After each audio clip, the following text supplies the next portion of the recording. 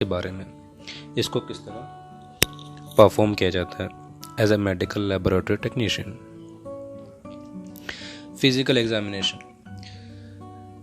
तो सबसे पहले पेशेंट को इंस्ट्रक्शन दिया जाता है कि कम से कम 3 ज़्यादा से ज़्यादा 7 दिन का डिस्टेंस रखने के बाद सीमेन को निकाल कर देना है, हमको एजुकुलेट करके देना है। उसके बाद इसको एक कंटेनर दिया जाता है, कंटेनर में उसको फ्रेशली बिल्कुल ताज़ा सीमेन लेकर हमको इंक्यूबेशन में रखना होता है कम से कम 30 मिनट के लिए।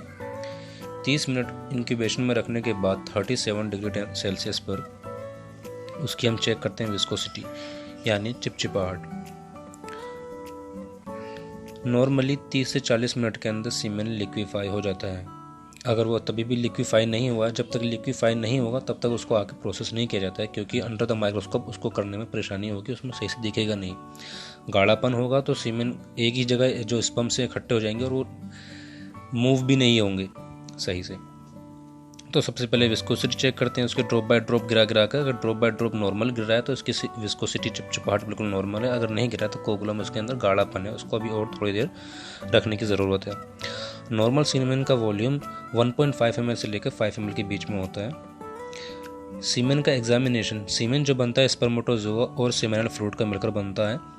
फ्रेशली इजेक्यूलेटेड सीमेन हाईली विस्किड, ओपेक और वाइट या ग्रेइश कलर का होता है, उसके अंदर कोगुलम प्रेजेंट होते हैं, गाढ़ापन होता है। 30 से 40 मिनट उसको इंक्यूबेशन में रखने के बाद जो कोगुलम होता है वो लिक्विफाई हो जाता है, बिल्कुल तरल हो जाता है और वो बिल्कुल ट्रांसलुसेंट में कन्वर्ट हो जाता है, टर्बिड विस्किड फ्लूइड हो जाता है और बिल्कुल हल्का सा माइल्डली अल्कलाइन हो जाता है, जिसका pH हम बोलेंगे 7.5, 7.0, 7.2 to 7.5 के बीच में उसका pH हो जाता है। माइक्रोस्कोपिक एग्जामिनेशन के अंदर टोटल सीमेन लिक्विफिकेशन के जो लिक्विफाई होता है उसके अंदर टोटल स्पर्म काउंट किया जाता है। नॉर्मल काउंट जो होता है मोर देन 15 मिलियन यानी 15 मिलियन से ज़्यादा पर ml होना चाहिए। उसके अंदर हम कम से कम 100 स्पर्म्स काउंट करके उसके अंदर टोटल चेक करते हैं कितने एक्टिव हैं, कितने स्लगिश हैं, कितने डेड हैं।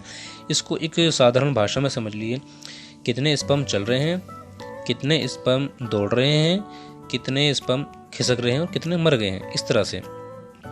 तो हम इसके अंदर परसेंटेज बांध लेते हैं, कितने स्पर्म दौड़ रहे हैं, चल रहे हैं, खिसक रहे हैं और मर गए हैं, बिल्कुल भी नहीं चल रहे। उसके बाद बात आती है नॉर्मल ह्यूमन के अंदर 70% स्पर्म्स मोटाइल होते हैं। उसके साथ ही हम ऑब्जर्व करते हैं आरबीसीज, पस सेल, इपिथेलियल सेल और इमेच्योर स्पर्म सेल्स, ये सब उसके अंदर नोट करते हैं। इसी के साथ ही सीमेन एनालिसिस के अंदर कुछ टर्म्स यूज़ किए जाते हैं, जैसे कि एजोस्पर्मिया।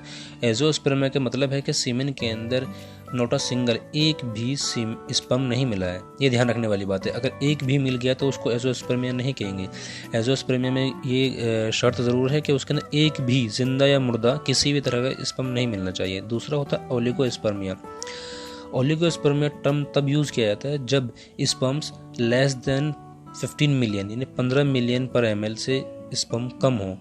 माइल्ड ओलिगोस्पर्मिया मतलब होता है नॉर्मली 10 से 15 मिलियन के बीच में पर ml के अंदर उसके अंदर स्पर्म्स हैं। मॉडरेट ओलिगोस्पर्मिया तब कंसिडर किया जाता है 5 से 10 मिलियन स्पर्म पर ml के अंदर मिल रहे हों।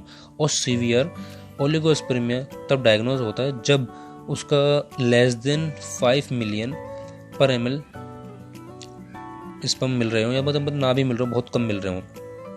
फिर उसके बाद आता है नेक्रोजोस्पर्मिया। स्पर्म्स तो प्रेजेंट हैं बट सब के सब डेड हैं, इमोबाइल हैं, हिल नहीं रहे, मतलब सब मरे हुए स्पर्म्स हैं। स्पर्म्स की मॉर्फोलॉजी हमने अभी बात की कि नॉर्मल ह्यूमन के अंदर 70% स्पर्म्स मोटाइल होते हैं। अब नॉर्मल फॉर्म जो होती है हेड डार्क कलर का होगा, राउंडेड वाइट टेल होगी और मिडिल पीस पिंक होगा।